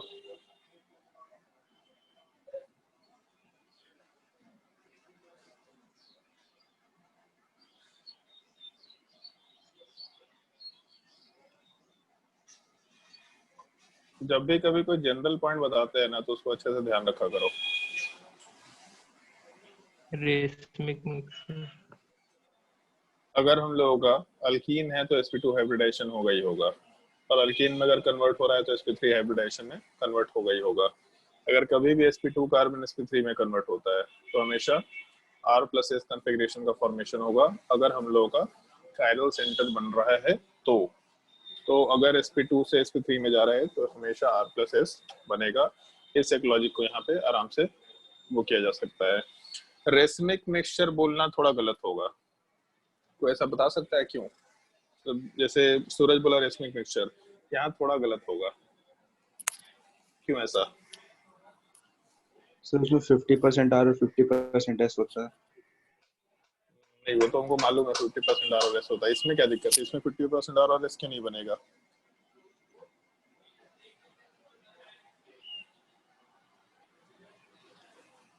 नीट का रिजल्ट निकल गया क्या? बताओ भाई, 50% आर और 50% एस।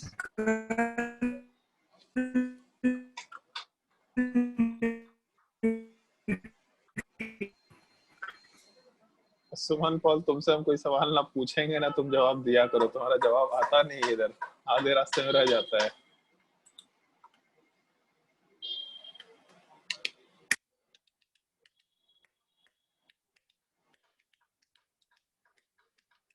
बताओ भाई, कोई भी बताओ। सर SN1 वाला ही रीजन होगा। SN1 वाले में तो रेसमाइजेशन होता ही है, वो तो complete racemisation. Ideal real situation थोड़ा अलग अलग चीज है। यहाँ रियल सिचुएशन में हम लोग कंप्लीट रेसमाइजेशन नहीं करा रहे, बट आइडियल सिचुएशन में रेसमाइजेशन बोल रहे हैं। यहाँ रेसमाइजेशन बोलते ही नहीं है हम लोग। सर इन्वर्जन रिटेंशन नहीं बन रहा। इन्वर्जन रिटेंशन नहीं बन रहा, कैसे आर और एस बन रहा है तो इन्वर्जन रिटेंशन क्यों नहीं? और उसमें चलो ठीक है, मान लो यहाँ इन्वर्जन रिटेंशन की तो हम लोग बात कर भी रहे कि इन्वर्जन रिटेंशन नहीं बन रहा, बट अभी तो हम लोग न्यूक्लियोफिलिक एडिशन भी पढ़े थे। न्यूक्लियोफिलिक एडिशन में तो हम लोग R+S बना रहे थे, तो बोल रहे थे इसमें तो और 100% रेसमाइजेशन हो रहा था, ऐसा तो हम लोग बोले ही थे। तो रिटेंशन इन्वर्जन कैसे नहीं बन रहा? यहाँ पे भी सेम कंसेप्ट लिखा है, sp2 से sp3 जा रहा है। ये सब डिस्कशन करो। ऑर्गेनिक केमिस्ट्री अगर सीखना है तो सब डिस्कशन ज्यादा मैटर करेगा। ऑर्गेनिक केमिस्ट्री अगर तुमको लगता है कि केवल हम क्वेश्चन सॉल्व कर ले तो इससे काम नहीं चलेगा। लॉजिक और डिस्कशन छोटे छोटे पॉइंट से एसोसिएटेड कुछ भी हाई फाई सवाल। तुम्हारे बैच में कोई भी एक भी आदमी अच्छा सवाल नहीं पूछा अभी तक, एक भी आदमी अच्छा सवाल नहीं पूछा है। हम हर साल ऑर्गेनिक केमिस्ट्री में बहुत अच्छा सवाल हमको मिलता है हर साल, तुम्हारे बैच में नहीं मिला। हो सकता है ऑनलाइन क्लासेस की वजह से भी मिल रहा हो। मोस्टली बस तुम लोग डीपीपी में अच्छा सवाल पूछा है, बट डीपीपी में तो सवाल ही अच्छा है, वो अलग टाइप की चीज है। बट रिएक्शन मैकेनिज्म के ऊपर कोई ढंग का लॉजिकल क्वेश्चन नहीं है। हम पढ़ाए तुम लोग को ज्यादा है, इतना हम धीरे धीरे इतना डिटेल में किसी बैच में नहीं पढ़ा है। आराम से तुम लोगों का जो रिएक्शन मैकेनिज्म पढ़ाने का तरीका था बहुत ही अलग तरीके से पढ़ाया, इतना अच्छे से शायद आज तक किसी को नहीं समझा है। इधर हो सकता है कि इतना कुछ समझा दे कि सारा लॉजिक क्लियर हो गया, या इतना ज्यादा समझा दे कि कुछ पता ही नहीं चला कि क्या क्लियर हुआ क्या नहीं हुआ है। सवाल पूछा करो ढंग से और बताओ कोई इस चीज का जवाब दो कि रेस्माइजेशन क्यों नहीं बोलते यहाँ पे हम लोग।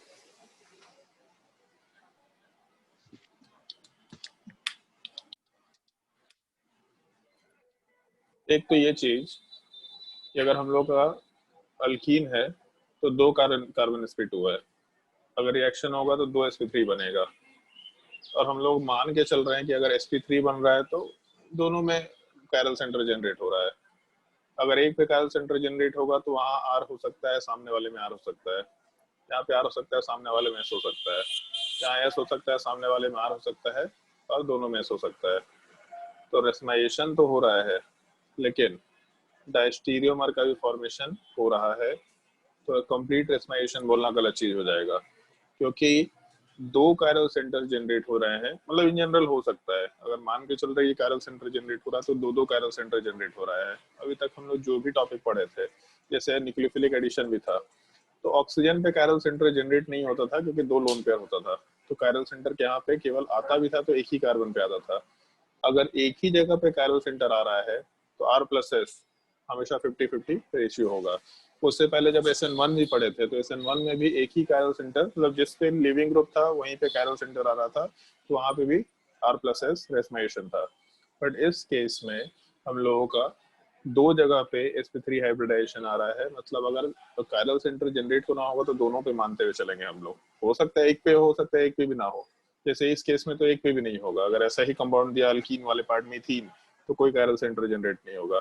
लेकिन ये बहुत स्पेसिफिक केस है, जनरलाइज केस में दोनों कार्बन पे कायरल सेंटर जनरेट होगा। तो उस केस में रेस्मिक मिक्सचर का मतलब होता है केवल इनैंशोमर वाला पार्ट, जबकि यहाँ पे इनैंशोमर प्लस डायस्टीरियोमर दोनों बन सकता है। तो रेस्मिक मिक्सचर बोलना यहाँ पे गलत होगा, तो रेस्माइजेशन नहीं होता है। लेकिन ये लॉजिक अपना अभी भी वैलिड है, अगर sp2 कार्बन sp3 में कन्वर्ट हो रहा है तो R+S आराम से बनाया जा सकता है।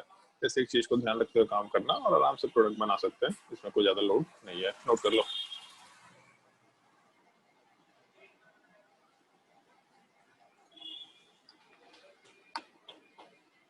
और फिर इसके बाद केवल रिएजेंट्स का नाम चेंज होता चला जाएगा। मतलब हम लोग को रिएक्शन वाले पार्ट में ज्यादा कुछ करना नहीं होता है, हम लोग को मालूम होना होता है कि ये रिएजेंट है, ये रिएजेंट है, ये रिएजेंट है, और क्या प्रोडक्ट बनेगा। मैकेनिज्म हर जगह सेम है, सेम मैकेनिज्म। जैसे SN1 रिएक्शन था, SN2 रिएक्शन था, E2 रिएक्शन था, तो मालूम था कि E2 मैकेनिज्म एक ही मैकेनिज्म है, बस रिएजेंट चेंज होगा। प्रोडक्ट वाले पार्ट में हम लोग E2 मैकेनिज्म फॉलो करते हुए, जैसे डीहाइड्रोहेलोजिनेशन या डीहेलोजिनेशन फॉलो कर रहे हैं, E2 बना रहे हैं अल्कीन, बट एक जगह पे हाइड्रोजन हेलोजन हटा रहे हैं, एक जगह पे केवल हेलोजन हटा रहे हैं। तो सेम टाइप से मैकेनिज्म बहुत छोटा सा है, केवल रिएजेंट्स हम लोग का चेंज होगा। प्रोडक्ट बनाने में वो रिएजेंट्स क्या रहेंगे उसके हिसाब से प्रोडक्ट बनाएंगे, बट सारा चीज एग्जैक्टली सेम रहेगा। क्या ध्यान रखना है अपने को, तो सबसे पहला चीज ये कि कार्बोकेटाइन किस पे बनेगा। सबसे पहला चीज ये कि जो 2 कार्बन है, तो सबसे ऊपर हम लोग फैक्टर्स में लिखे हायर कार्बोकेटाइन स्टेबिलिटी।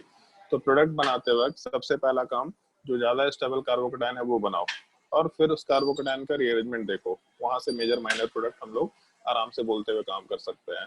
और उसी से एसोसिएटेड हम लोग कुछ कुछ प्रोडक्ट की भी बात करेंगे। जैसे मान लो कि ऐसा कंपाउंड दे रखा है, एक छोटा सा हम एग्जांपल यहाँ पे मेंशन कर रहे हैं, उससे हम लोग का एक रूल वाला पार्ट डिस्कशन में आएगा।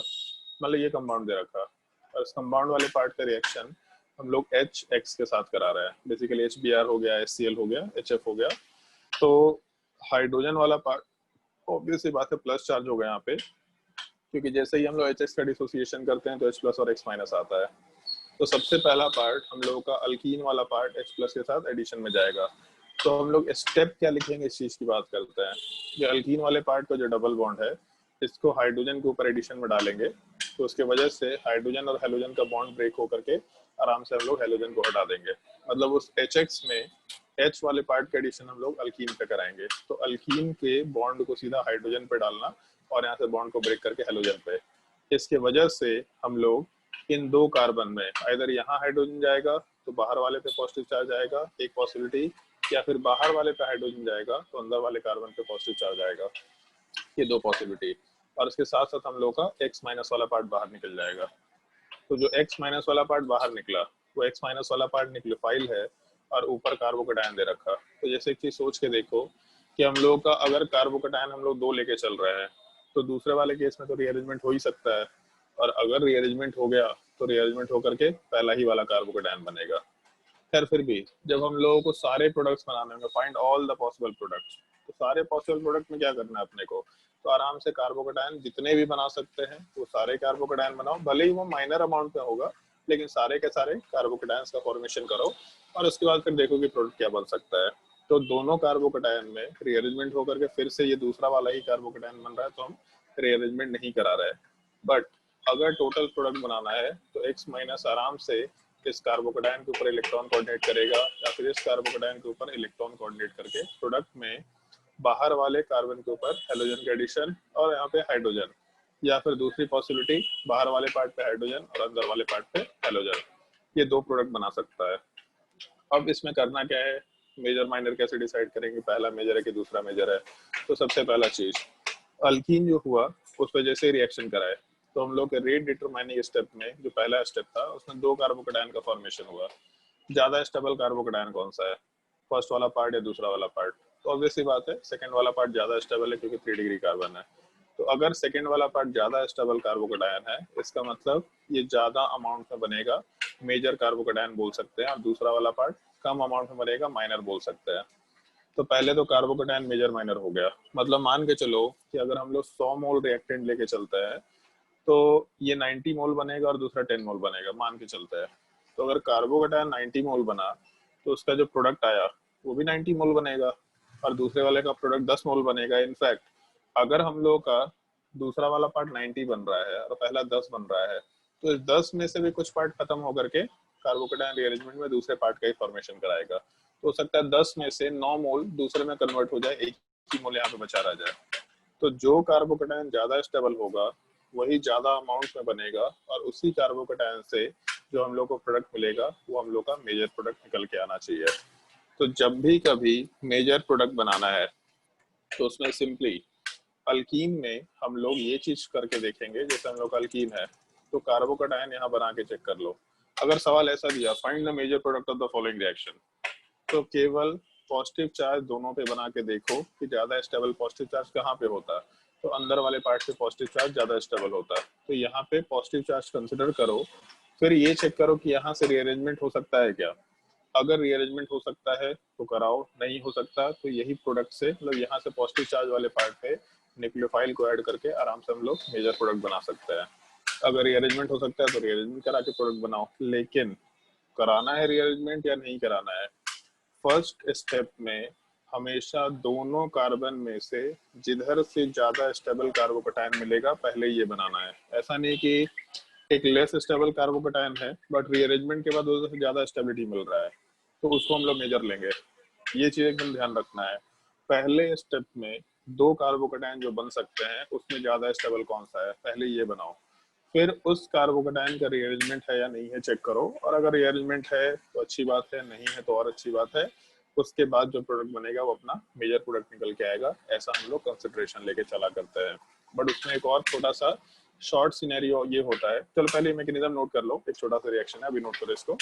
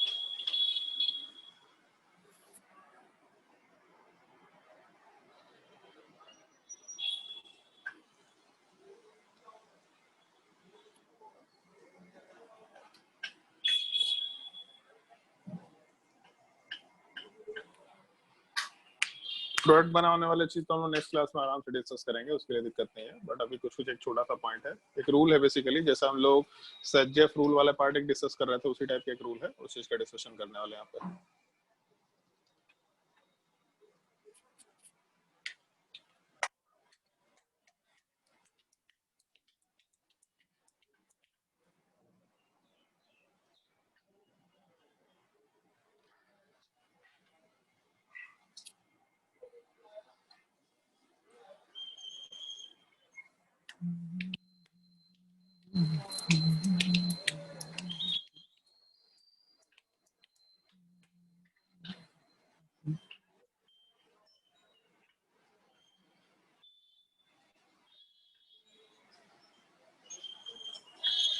इसको नोट करने के बाद नीचे एक पॉइंट मेंशन कर लेना। जैसे इसमें एक पार्ट तो ये चीज है कि हम लोग का ये डबल बॉन्ड था, और इसमें जब हम लोग एडिशन करा HX का तो हम लोग को दो प्रोडक्ट मिला, एक तो बाहर वाले पे हैलोजन और दूसरा अंदर वाले पे halogen.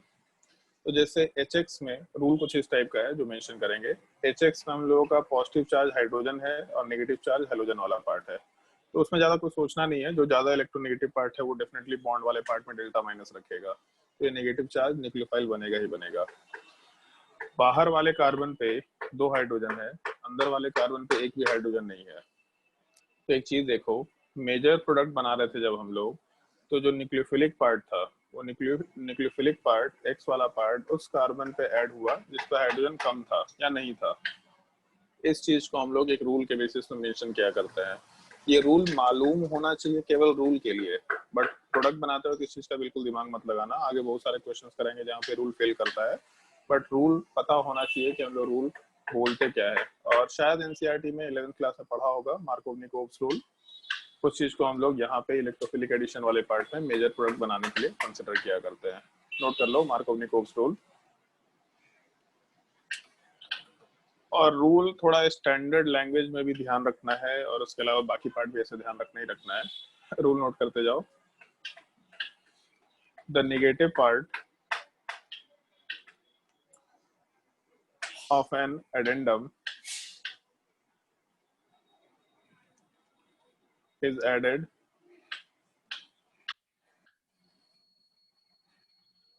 to the carbon with lesser hydrogen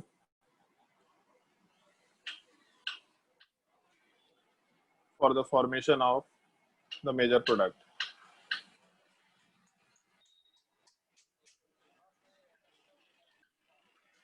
For the formation of the major product. एक बार रीड करके देखो रूल को। जैसे इसमें पॉइंट में ऐसा मेंशन किया है, the negative part of an addendum. इसका मतलब क्या है? तो जैसे ऊपर हम लोग डिस्कस किए कि HX में हम लोग का न्यूक्लियोफिलिक पार्ट X माइनस है, तो negative part of an addendum का मतलब न्यूक्लियोफिलिक पार्ट की बात कर रहे हैं। The nucleophilic part of addendum, addendum मतलब फिर हम लोग रिएक्टेंट बोल सकते हैं। जो भी पार्ट हम लोग उस पूरे कंपाउंड पे ऐड कर रहे हैं, अल्कीन के ऊपर हम लोग जो भी एडिशन करा रहे हैं, उस चीज को हम लोग, जिस चीज का एडिशन करा रहे हैं उस चीज को एडेंडम बोल सकते हैं। तो the nucleophilic part of the addendum is added to the carbon with lesser hydrogen. तो हैलोजन को हम लोग मेजर प्रोडक्ट बनाने के लिए उस कार्बन पे ऐड कर रहे थे जिसपे हाइड्रोजन कम है। इसको हम लोग मार्कोव-निकोव रूल बोला करते हैं। सिंपल तरीके से हम लोग ऐसा ही बोल सकते हैं, जस्ट इसका उल्टा part, the positive part of an addendum is added to that carbon which has more number of hydrogen. Yeah, the nucleophilic part is added to that carbon which has lesser hydrogen. The electrophilic part is added to that carbon which has more hydrogen. इस चीज को हम लोग मार्कोव-निकोव rule आराम से बोला करते हैं। इस एक चीज का ध्यान रखना, लेकिन हम लोग ऐसा काम नहीं करेंगे। रूल याद रखने के लिए याद रखना है, बट हम लोग सवाल सॉल्व करते वक्त जो भी अल्कीन है उसमें पॉजिटिव चार्ज बनाएंगे, और पॉजिटिव चार्ज में ये देखेंगे ज्यादा स्टेबल पॉजिटिव चार्ज कौन सा है, तो अंदर वाला पार्ट ज्यादा स्टेबल है। तो यहाँ से ही मेजर प्रोडक्ट आएगा, और मेजर प्रोडक्ट आएगा तो पहले कार्बोकेटायन पे चेक कर लो कि रीअरेंजमेंट हो सकता है कि नहीं। अगर हो सकता है तो रीअरेंजमेंट कराने के लिए इसको अलग से बना लो, और जैसा हम लोग SN1 वगैरह सब में कर रहे थे कि रीअरेंजमेंट वाला पार्ट कराए फिर न्यूक्लियोफाइल का एडिशन कराए, सेम टाइप से यहाँ पे हम लोग को एडिशन कराते हुए काम करना है। ये हम लोग का एक जनरल रूल चलेगा जो हम लोग नेक्स्ट क्लास में डिस्कस करेंगे। डिस्कशन में हम लोगों का सबसे पहला पार्ट तो रिएक्शन में यही होगा, addition of hydrogen halide, alkene के ऊपर एडिशन में ये चीज लेंगे। दूसरा पार्ट हम लोग का चलेगा addition of water in the presence of H+। तीसरा पार्ट एडिशन ऑफ ROH, और इन सब में कोई डिफरेंस नहीं है, सेम मैकेनिज्म, सेम टाइप से प्रोडक्ट का फॉर्मेशन। हम केवल तुम लोगों को सारे रिएक्शन शुरुआत में लिखेंगे। अगर हम शुरू में ये टॉपिक से शुरुआत करते हैं तो पहले हम एक एक रिएक्शन लिखते जाते, उसके सवाल कराते जाते हैं, बट क्योंकि हम लोग SN1 वगैरह सब बहुत अच्छे से पढ़ चुके हैं तो हम केवल सारे रिएक्शंस लिखेंगे। और रिएक्शंस लिखने के बाद केवल हम लोगों का एक ही काम होगा कि मिसलेनियस क्वेश्चन में कभी H2O डाला, कभी D2O डाला, कभी ROH डाला, कभी HX डाला, प्रोडक्ट बनाते जाएंगे। फिर एडिशन ऑफ वाले पार्ट में हम लोग एक CH3COH लेके चल सकते हैं, ऑल्दो इसका बहुत ज्यादा काम नहीं होता, बट फिर भी CH3COH वाला पार्ट आराम से लेके चल सकते हैं। ये 4 रिएजेंट्स का डिस्कशन, और इसी में ROH में हम लोग RSH का भी एडिशन ले लेंगे, मतलब हम लोग का जो अल्कोहल है उसके जगह पे थायोल भी हम लोग कंसिडर कर सकते हैं। इन 4 रिएजेंट्स के बाद फिर हम लोग का कुछ मिसलेनियस टाइप का पार्ट चलेगा, जिसमें मैकेनिज्म थोड़ा सा चेंज होगा, और उस मैकेनिज्म के चेंज होने पे फिर हम लोग का सेकंड पार्ट चल रहा होगा, जिसमें हम लोग एडिशन ऑफ H2 करेंगे इन द प्रेजेंस ऑफ CCl4। अगर हम लोग डायरेक्टली हेलोजन का एडिशन कराते हैं, Br2 या फिर Cl2 या फिर I2 in the presence of CCl4, तो क्या होगा। और इसमें एक छोटा सा पॉइंट हम डिस्कस करेंगे तुम लोगों के साथ। उस पॉइंट के डिस्कशन के बाद हम 1-2 सवाल और कराएंगे जो तुम्हारे ईथर के रिएक्शन से एसोसिएटेड था। ईथर में जब हम लोग, मतलब ईथर वाले पार्ट में जब हम लोग HX के साथ रिएक्शन कराते हैं, तो वहां पे बताया था कि इसमें कितने हाइड्रोजन हैलाइड का कंजम्पशन होगा, ये बना के देखो। तो उस तरीके के सवाल हम लोग यहाँ के डिस्कशन के बाद एक बार फिर से मेंशन करेंगे। फिर उसके बाद हम लोग का रिएक्शन में जैसे H2 के साथ CCl4 है, इसी टाइप के मैकेनिज्म में हम लोग का कुछ पार्ट चेंज होता जाएगा, जैसे HOCl वाला पार्ट है या फिर HOX वाला पार्ट है। तीसरा X2 in the presence of H2O, या फिर H2O के जगह पे हम लोग आराम से ROH या कोई भी दूसरा पार्ट लेते हुए चल सकते हैं। फिर उसके अलावा कुछ सिंपल रिएजेंट है, NOCl में क्या होगा, या फिर ICN में क्या होगा, या फिर ICl में क्या होगा। बेसिकली IX लिख सकते हैं, या फिर मतलब एक हेलोजन और एक हेलोजन डैश, कोई भी एक halogen ICl, IBr, BrCl, BrF, इस तरह के केसेस में हम लोगों का क्या क्या रिएक्शंस हो सकता है। ये कुछ रिएक्शंस हम लोग आराम से आगे डिस्कशन करना शुरू करेंगे। इन सब में जो राइट साइड में पार्ट है, इन सब में मैकेनिज्म थोड़ा सा मॉडिफाई होगा, वो हम लोग थर्ड क्लास में डिस्कस करेंगे। नेक्स्ट क्लास में ये सारे रिएक्शंस हम लोग के कंप्लीट हो जाएंगे, और जब कंप्लीट होगा तो हम लोगों का सीक्वेंशियल रिएक्शन ऑलमोस्ट चलना शुरू हो जाएगा, क्योंकि हम लोग का SN1 खत्म हो गया, SN2 खत्म हो गया, E1 E2 ग्रिग्नार्ड एजेंट खत्म हो गया। तो अल्कीन का फॉर्मेशन जैसे ही मालूम पड़ गया और अल्कीन का एडिशन रिएक्शन मालूम पड़ गया, तो सीक्वेंशियल रिएक्शन आराम से तुम लोग को होमवर्क के लिए हम देते जा सकते हैं। बारी बारी सीक्वेंशियल रिएक्शन, बारी बारी रिएक्शन आराम से डिस्कस करते चले जाएंगे। अगर किसी को आज के मैकेनिज्म में कोई डाउट है तो आराम से पूछ सकता है। और एक बार फिर से बोलेंगे, ऑक्सीडेशन रिडक्शन वाले पार्ट को फिर से रीड करके देखो, वो रिएजेंट्स और उसके क्वेश्चंस याद होने चाहिए। अगर वो याद नहीं होगा तो आगे सीक्वेंशियल रिएक्शन में दिक्कत आएगा। अब ऑर्गेनिक केमिस्ट्री भारी नहीं बच जाएगा, अब ऑर्गेनिक केमिस्ट्री में एक पॉइंट नया नया आता जाएगा, उसके बाद सब सारा क्वेश्चन तुम लोग को सॉल्व करना है, आराम से टॉपिक कवर होगा। कोई डाउट है आज की क्लास में तो बताओ। चलो ठीक है, तो आज के लिए क्लास यहीं पे एंड कर रहे हैं, नेक्स्ट क्लास में कंटिन्यू करते हैं आराम से।